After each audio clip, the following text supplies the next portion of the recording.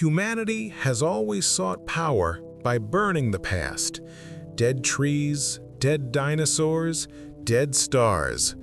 But Raiden Hale, a brilliant and stubborn marine engineer, believed our future was not in burning, but in borrowing. He saw the ocean not as a void to be crossed, but as a living, breathing power plant of unimaginable scale. He was obsessed with the silent, relentless, and completely untapped power of the deep ocean currents, the planet's circulatory system. While the world built towers to chase the wind and deserts to capture the sun, Raiden was designing a machine to harness the very heartbeat of the Earth. His invention was called the Kraken, a name chosen with a sense of mythical ambition. It was not a dam. It was not a turbine in the traditional sense. It was a massive, biomimetic, flexible array of energy-harvesting fins designed to be anchored to the sea floor and to move with the current like a vast mechanical kelp forest. The slow, powerful movement of the fins would generate a constant, steady, and immense amount of clean energy. It was elegant, efficient, and most importantly, it worked in harmony with the ocean, not against it. It was a revolution in renewable energy. Raiden knew his technology was a direct threat to the fossil fuel industry, so he didn't go to them. He went to the government of a small, energy-poor island nation, a nation completely dependent on imported oil and diesel. He offered them a deal. Let him build his first prototype in their coastal waters, and in exchange, he would provide their island with free, clean energy for a century. It was an offer they couldn't refuse. For a year, the construction was a symbol of hope, a partnership between a lone visionary and a small nation betting on a new future. But the old gods of energy do not surrender their kingdoms quietly. Petrocorp, the global oil and gas behemoth that supplied the island nation, saw Raiden's project not just as a lost client, but as an existential threat. Their CEO, a ruthless man named Decker, dispatched a team of saboteurs. Under the cover of darkness, a small unmarked submarine approached the submerged Kraken array. They did not try to destroy it, that would be too obvious. Instead, they used a high-pressure hydraulic cutter to deliberately damage a single crucial bearing in one of the main fins, creating a subtle structural weakness designed to fail under stress. It was a quiet, invisible act of industrial murder. For 6 months, the Kraken was a miracle. It performed flawlessly, powering the entire island, drastically cutting their energy costs and pollution. Raiden Hale was a national hero. He worked closely with the local engineers, teaching them the system, preparing to hand over the keys to their own energy independence. The world's media took notice. This small, successful prototype was becoming a powerful symbol, a proof of concept that threatened the global energy market. For Petrocorp, the time to activate their trap had come. The disaster was not an accident. It was a carefully orchestrated media event. Petrocorp, using their back channels, leaked a falsified report to an environmental watchdog group, claiming that the Kraken's ultrasonic vibrations were harming local marine life. It was a lie, but it was a plausible lie. The watchdog group, acting in good faith, sent a small research vessel to the site to take water samples. Decker's plan was simple. The saboteurs' damage was designed to fail not under normal conditions, but under the stress of a sudden, unexpected change in the current. He had his meteorologist watching the weather patterns, waiting for the perfect, localized underwater turbulence. As the environmental vessel was taking samples near the surface platform, the underwater vortex, a sudden, violent swirl in the current, hit the Kraken array. The stress on the fins increased exponentially. The damaged bearing, the one deliberately weakened by the saboteurs, catastrophically failed. With a sound like a subterranean gunshot, the massive fin, the size of a blue whale, tore loose from its mooring. But it didn't just drift away. The immense forces of the current turned it into a gigantic, uncontrollable underwater scythe. The detached fin, propelled by the current, smashed through a nearby, previously uncharted coral reef, a fragile ecosystem the environmentalists were there to protect. The impact also ruptured the Kraken's hydraulic fluid lines, releasing thousands of gallons of non-toxic but highly visible and biodegradable lubricant into the water. For the research vessel on the surface, the scene was one of ecological horror. The water suddenly turned a milky, polluted white, and huge, shattered pieces of ancient coral began floating to the surface. It was the perfect crime. It looked exactly like a catastrophic failure of Raiden's dangerous technology, and it had happened right in front of the environmentalists who had been primed to expect it. The footage was a global sensation, but not in the way Raiden had hoped. The images of the polluted water and the shattered coral captured by the environmental group were devastating. Petrocorp's PR machine went into overdrive, fanning the flames of outrage. Raiden was no longer a hero. He was a villain, a reckless ego cowboy who had destroyed a pristine marine ecosystem. The government of the island nation, facing immense international pressure, immediately revoked his permits and impounded his project. The partnership was over. His dream was dead in the water. Raiden knew it was sabotage. He knew the bearing could not have failed on its own. He spent the next year of his life and all of his remaining money trying to prove it. He hired salvage crews to recover the broken components from the seafloor. He filed lawsuits to get access to the official investigation reports, which were being mysteriously stonewalled by bureaucratic red tape. But Petrocorp was always one step ahead. The key evidence from the salvage operation was lost in a shipping accident. Key witnesses were intimidated into silence. The system was closing ranks against him. He was financially and emotionally broken.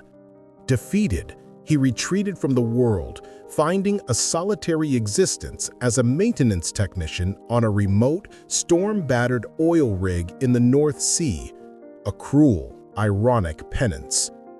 He was now a servant to the very industry that had destroyed him.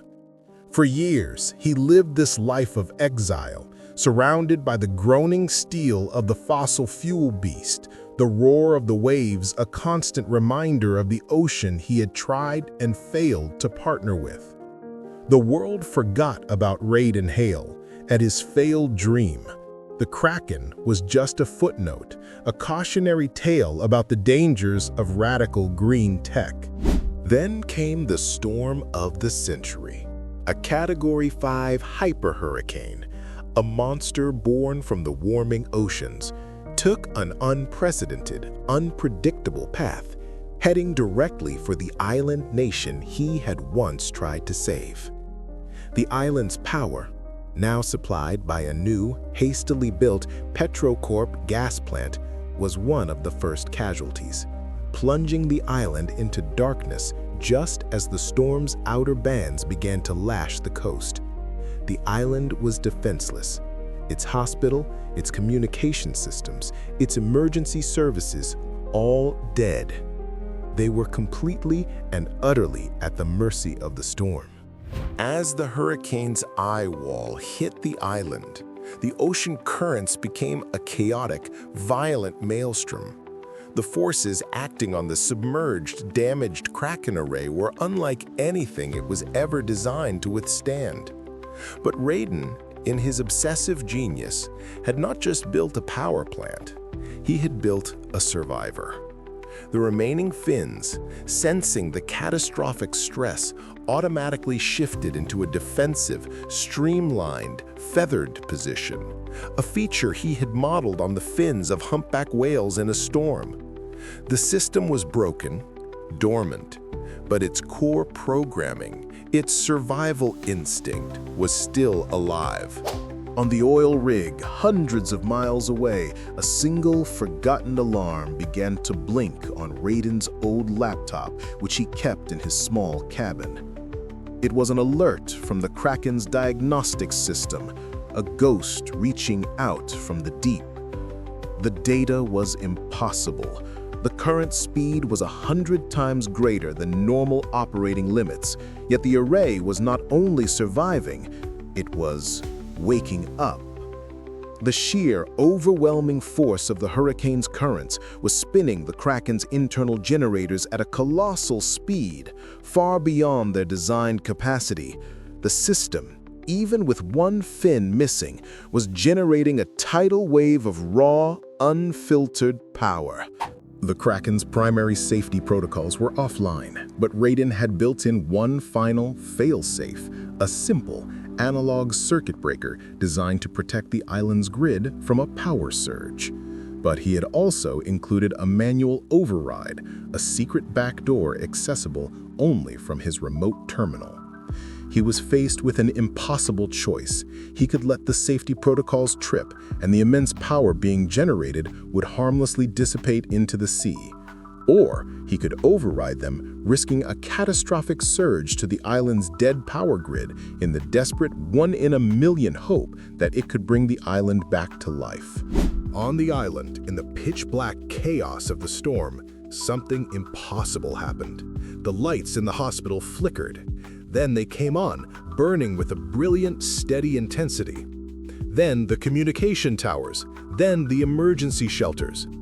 The island's dead power grid, jolted back to life by the Kraken's desperate surge of power, was holding. His broken, forgotten, and vilified creation, powered by the very storm that was meant to destroy the island, had just become its salvation. In the darkest hour, the ghost in the machine had returned to save its people. The story of the Island of Light became an instant global legend.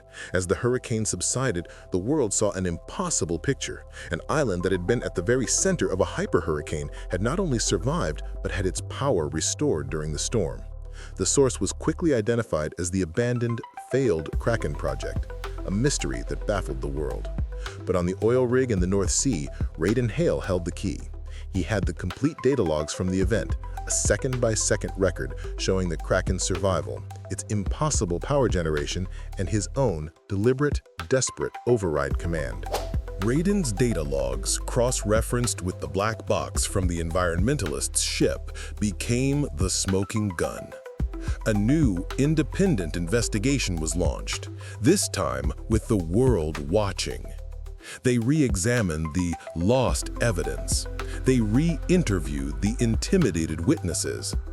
And they recovered the sabotaged bearing. The truth was now undeniable. The original disaster was a deliberate act of industrial sabotage by Petrocorp. Raiden Hale was not a villain. He was a victim of a conspiracy, and now the reluctant hero of a miracle. Raiden was brought back to the island, not as a prisoner, but as a savior. He was given a blank check by a global consortium to not just repair, but to expand the Kraken project, making it the flagship for a new generation of tidal power plants around the world. But his first act was not one of construction, it was one of respect. He took a small sub down to the reef that had been damaged. He saw the scar, the wound his creation had inadvertently caused, and he knew his work was not just about generating power, but about restoring balance. He dedicated the next phase of his career to a new philosophy, generative energy. His new Kraken arrays were designed not just to produce power, but to actively heal their environment. The warm, nutrient-rich water that flowed through the system's cooling ducts was rerouted to gently nurture the damaged coral. The array's foundations were designed to become artificial reefs themselves, creating new habitats. He had learned from the storm and the sabotage. His technology would no longer just coexist with nature, it would actively collaborate with it. He was not just building power plants, he was building mechanical leviathans with a living, healing soul. Years later, Raiden Hale was no longer a lone inventor. He was the elder statesman of a global green energy revolution. His generative energy philosophy had become the gold standard, inspiring a new generation of engineers to design technologies that worked in symbiosis with the planet. He spent his time not in boardrooms, but on research vessels and in open-source workshops, mentoring young visionaries who were harnessing the power of volcanoes, the jet stream, and even the Earth's magnetic field. He had taken the most violent forces of nature and taught us how to hear their quiet, powerful, and life-giving song. His greatest lesson was born from his greatest trauma, the sabotage, the public humiliation, the years in exile. They had taught him a profound truth. Progress is not a straight line. It is a spiral of creation, destruction, and recreation. He had to lose his perfect dream to find his true purpose. He had to be broken by the old world to build a better new one. He proved that our greatest failures are often just the universe's most brutal and most effective way of course-correcting our destiny. Raiden Hale's story became a powerful parable for an age of climate anxiety. He showed us that the very forces we fear, the rising oceans, the megastorms, are not just threats, but also sources of unimaginable power, waiting for a wise and humble partner. He was the man who looked into the heart of the hurricane and saw not an ending, but a new beginning. He was the engineer who treated the planet not as a resource to be plundered, but as a living client to be served. He taught us to stop fighting the tide and to start flowing with it. To understand that true power is not about domination, but about alignment.